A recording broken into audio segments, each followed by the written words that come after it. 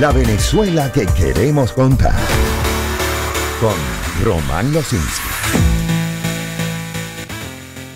A ver, es el cuarto día de nuestro seriado sobre propuestas en distintas áreas sensibles para el día a día, para la dinámica de nuestro país. Hemos hablado ya el lunes de electricidad, el martes de educación, ayer miércoles hablamos de seguridad y hoy vamos a hablar de políticas públicas para reactivar el sector petrolero, específicamente la producción, pero además de combustible, que creo que es un área sensible para usted, para mí, para la inmensa mayoría. Hemos pedido a nuestros invitados pues que traigan soluciones para ponerlas sobre la mesa, ideas concretas, y esos, lo que llamamos papeles de trabajo, los vamos a reunir al final de estas 2 semanas en un documento que sirva como un aporte más a la discusión de ese país que queremos, que soñamos. Y damos la bienvenida a esta hora a Seudy Galván, ingeniero de petróleo, egresada de la Universidad del Zulia, profesora con especialización en gerencia de proyectos, consultora en el desarrollo de aplicaciones computacionales para nuevas tecnologías de producción y cofundadora de Women in Energy Venezuela. Seudy, buen día, ¿cómo está?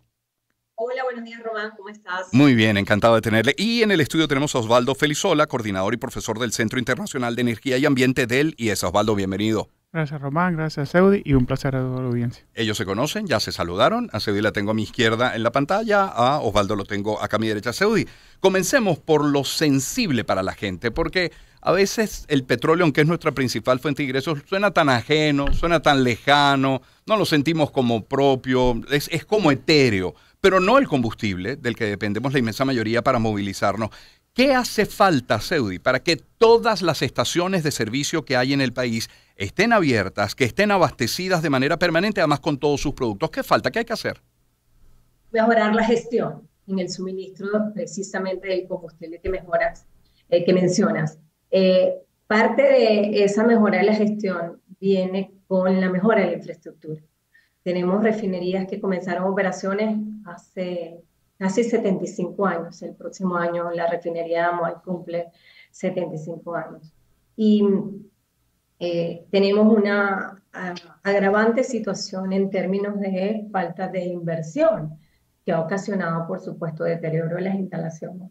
Y además, tenemos que entender las necesidades que tiene hoy día la población en términos de garantizar el combustible de forma confiable. Entonces, uno de los elementos pasa, por supuesto, de la necesidad que tenemos de el suministro confiable de combustible y además que deriva de la situación de la industria petrolera. No es pensar solamente en la gasolina como un subproducto de lo que es la explotación y el procesamiento del petróleo, sino entender que es un conjunto, son una serie de procesos y va mucho más allá de lo que, como tú decías bien, la población puede entender. Entonces, tenemos que tomar en cuenta esa situación porque en el país han surgido una serie de matrices de opinión en relación a este tema por desconocimiento de la realidad de la industria. Entonces tú puedes decir, mira, no hay combustible y somos un país petrolero, pero realmente entendemos cuál es el proceso para que tengamos combustible disponible en una de las alrededor 1.600 estaciones de servicio que dispone el país. Tenemos una cantidad de plantas de llenado que hoy día estamos en un quizás 30% de operación de plantas de llenado. Sí. Sabemos cómo se mueve la gasolina a través de la red de poliductos. No podemos entonces sacar conclusiones más que la realidad que vivimos, y la vives tú, la vivo yo, la vive Osvaldo, de que en ocasiones podemos tener un suministro no confiable del combustible. Y es una realidad que tenemos que trabajar sobre ella a la luz de las necesidades. Y en ese caso es entender que tenemos que incrementar la producción de petróleo, suplir la dieta de hidrocarburos que requieren las refinerías y de esa manera entonces, una vez que se modernicen las instalaciones, como te mencionaba, con una data vieja de construcción, lograr entonces ese suministro confiable que todos esperamos. Claro, es la voz de Seudy Galván quien nos acompaña, ingeniero desde el estado Zulia, y tenemos en el estudio, como les decía, Osvaldo Felizola. Osvaldo, bueno, insistiendo en esto que ya asoma, estamos hablando de mejorar la producción de petróleo, estamos hablando de mejorar la infraestructura. Habla ella de plantas que van a cumplir este año o el que viene 75 años. Yo quisiera insistir en el paso a paso para lograrlo, porque aquí estamos hablando además de tiempo y de dinero. ¿De cuánto tiempo y de cuánto dinero para tener una industria petrolera óptima? Esa que garantice, más allá de la producción y de la comercialización y de la distribución, que esa estación de servicio que está en la esquina de mi casa esté surtida. Gracias, Román. Voy a aprovechar el esquema de las 3P. A Precio, producto y personas. El tema venezolano del suministro de combustibles básicamente radica en una deficiencia de estos tres. El precio con el cual nosotros compramos gasolina, lamentablemente, aunque ya se está empezando a estabilizar un poco con la gasolina dolarizada, todavía hay una gran cantidad de gasolina subsidiada. Esa es una gasolina que para la industria petrolera es una pérdida de dinero, un desangre. Entonces, lamentablemente tenemos que aceptar, y es un tema que tiene que estar PDVSA y todos los entes reguladores, que el precio de la gasolina tiene que ser variable. La única forma de garantizar que se encuentre gasolina en cualquier gasolinera es que el mercado sea el que tenga la fuerza para hacerlo. Una fuerza indetenible en esta parte. Eso significa que va a haber regiones que van a ser más cara la gasolina que en otras, por supuesto que sí. Lamentablemente el consumo de gasolina no es el mismo en la ciudad de Caracas, por ejemplo, como es en la zona de Maracaibo o en los Andes venezolanos, pero son los que más sufren el tema de la gasolina, porque tener un precio que hace el negocio viable en Caracas, pero no lo hace viable en Maracaibo, no lo hace viable en el estado Táchira, evidentemente vas a tener déficit. Con respecto a la parte de producto, lo que está comentando Seudi, las gasolinas que estamos comercializando nosotros ahorita no están dentro de sus mejores especificaciones, por no decir que incluso un vehículo muy moderno tendría problemas para manejar el combustible. Por eso es que está hablando la otra vez, son los tradicionales Malibús todavía, esos vehículos indestructibles del mercado venezolano, del parque automotor venezolano, los que aún mantienen su liderazgo en el mercado. Aprovechando que Seudi conoce la zona que es el Zulia, sabe que ese es como que el estandarte del vehículo más deseado y amado en el estado Zulia. Y si es el Malibu Classic del techo de vinil, más aún. Aún todavía. Yo soy más de porque llena por la capacidad de almacenamiento de los tanques. Claro. También. Claro. Qué punto. Qué buen punto. Y el otro tema que viene es con el caso de personas. Este es probablemente el más sensible que tiene PDVSA en general, no solamente las gasolineras. Como sabrán, el tema de la diáspora que ha tenido Venezuela en los últimos 10 años, que nos convirtió de un país que por más de 100 años fue de inmigración positiva, es decir, gente inmigrando a Venezuela. Ahora tenemos un tema de inmigración y la gente que tiende a emigrar es esa gente capacitada.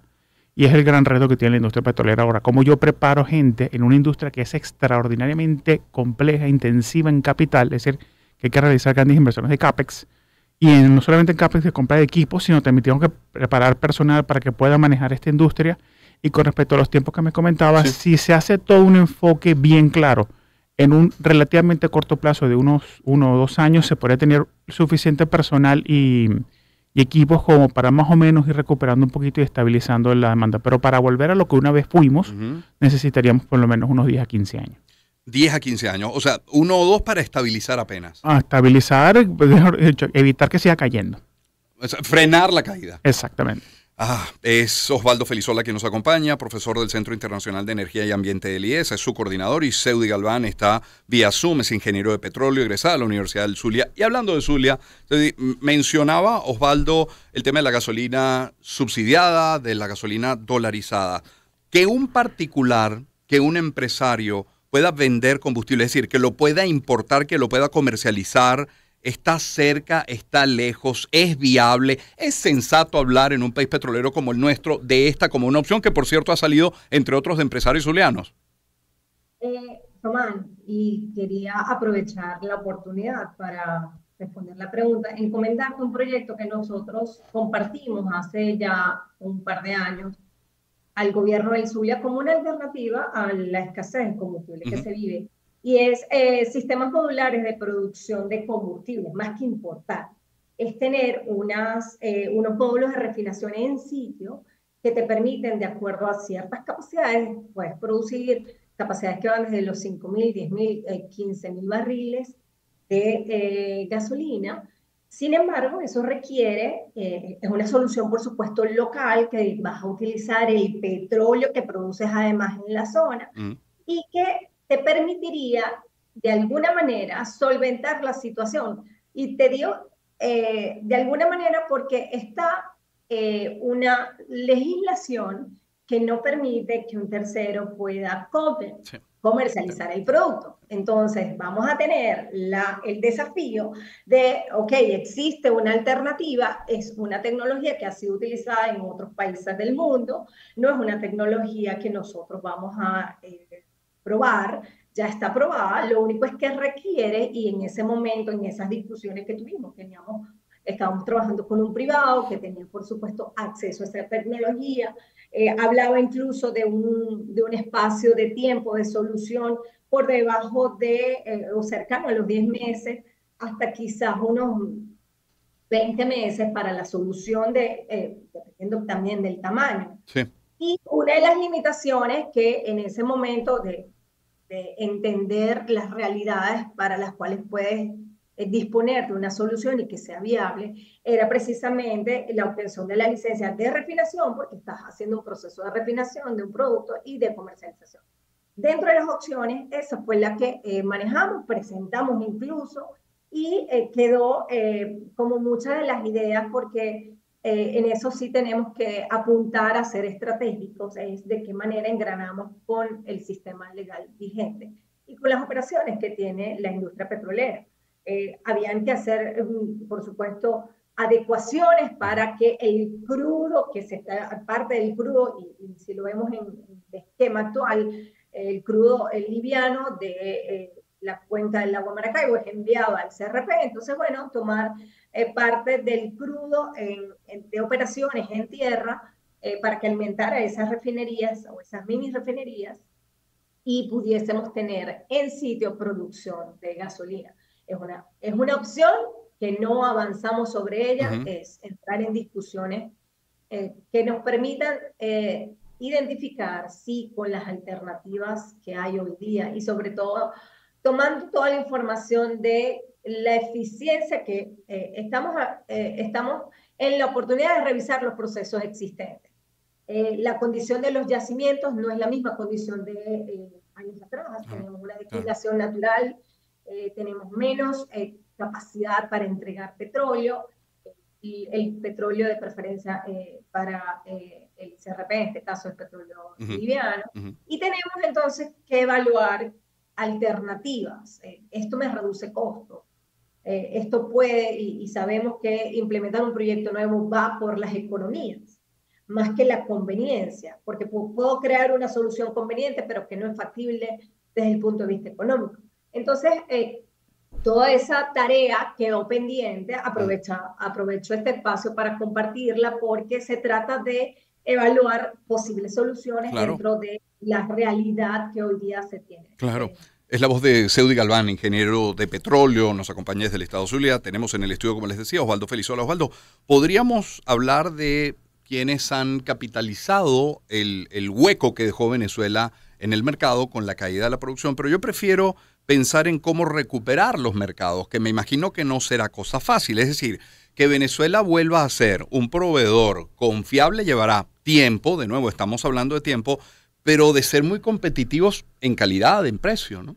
No, y no solamente en eso, sino también tenemos que aceptar la realidad que el mercado está cambiando. Recordamos que el público, que claro, en el contexto venezolano nosotros nos hemos ido desconectando un poco de ese tema, pero el que tiene una fuerza abismal en los mercados internacionales es el tema de la transición energética. Claro.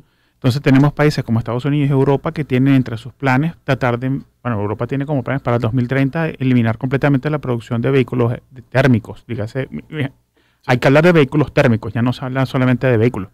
Entonces el tema que tenemos ahorita es que, bueno, eso significa 60% del consumo de petróleo que se utiliza para transporte, bueno, un poco más, realmente llega hasta 80 en algunos casos, se estaría perdiendo ese mercado. Entonces el dilema que tiene la industria petrolera, tanto venezolana como internacional, es que en los próximos 20-25 años los mercados van a pasar de ser de los países grandes consumidores actuales, Europa, Estados Unidos, que son de los que pagan más por la gasolina, hacia mercados donde lamentablemente son mercados más pobres, con menos poder adquisitivo, Latinoamérica, África y parte del sureste asiático, porque China también va acelerado en el proceso de transición energética.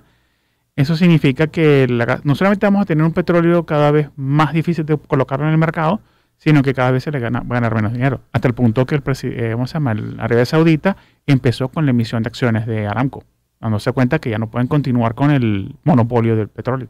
Y a veces esta realidad que describes la vemos tan lejana, pero es que está sucediendo ya. Fue noticia esta semana, hay todo un ícono a los moteros que nos escuchan, que es la Yamaha, la R1, que es una gran motocicleta. Bueno, dejará de fabricarse porque sencillamente la nueva normativa Euro 5 más, que entra en vigencia el año 2025, esta motocicleta no la puede cumplir. Y desaparece del mercado. O sea, es algo que está pasando ya, que está ocurriendo mientras conversamos. Es Osvaldo Felizola quien nos acompaña en el estudio. Tenemos a Seudi Galván vía Zoom. Seudi, no sé qué pensabas tú hace 10 años, en qué punto estaríamos hoy ubicándote en 2024, pero hoy 2024 sí te pregunto, ¿dónde nos ves en el año 2044, en 20 años a partir de hoy? Estamos en un punto de recuperar la industria, indistintamente de las acciones que sean adecuadas. Además que tenemos una situación que no podemos obviar, que es el tema de las sanciones, lo que hace más difícil, por supuesto, la recuperación de la industria, porque desde el punto de vista de mantenimiento de las operaciones, que necesitas, por supuesto, del apoyo de empresas que no están en este momento negociando directamente con Venezuela, y se han creado una serie de mecanismos paliativos para poder tener ese suministro de repuestos, de productos, incluso mano de obra calificada para servicios que necesita la industria. Yo soy muy optimista, siempre lo he sido. Pienso que no hay mejor momento para desarrollar innovación que en circunstancias adversas como el que está. Entonces, y es algo que le digo a mis estudiantes a nivel de pregrado, a nivel de posgrado, porque la situación que tenemos hoy día te permite desarrollar, y Osvaldo lo decía, estamos en el umbral de la transición energética, donde la demanda de hidrocarburos fósiles va a ir reduciéndose en el futuro. Entonces, podemos tener un momento donde se fuerza la innovación, y es precisamente a nivel global, no solo Venezuela, lo que está necesitando la industria petrolera. Entonces, si logramos crear esa mentalidad, y estamos trabajando en ello, vamos a desarrollar una mentalidad de innovación, vamos a hacer crecer la industria en la realidad que tenemos hoy día, con la solución a los problemas que tenemos hoy día. Y yo estoy segura, Román, Venezuela sí, históricamente, nuestros profesionales han marcado pauta en el mundo, en las circunstancias que tenemos hoy día, con la industria que tenemos hoy día. Los jóvenes, el espíritu de los jóvenes de recuperar la industria va a ser que en 20 años logremos no llegar a los niveles anteriores. Se habla y Osvaldo hablaba incluso de un periodo de unos 15 años, pudiésemos ciertamente tener una industria petrolera que sea acorde a los estándares de lo que la industria de energía va a requerir en los próximos. La voz, Eso es una realidad que tenemos que empezar a trabajar hoy. O sea, es tener la visión. Hemos tenido metas a muy corto plazo, porque la inmediatez de resolver los problemas nos están consumiendo. Sin embargo, hace falta tener una visión, y esa visión de negocio que tenemos que establecer es la que precisamente nos va a llevar hacia ese futuro que esperamos de nuestra industria. Claro, es la voz de Seudi Galván. Ya para cerrar, Osvaldo, Seudi habla de empezar a trabajar hoy, y el timing creo que es fundamental, porque va a haber un momento, y eso es impredecible, en el que se van a cruzar dos líneas. Nuestro aumento de producción, esa que esperamos como venezolanos, pero la caída en la demanda. Y en algún punto se van a encontrar.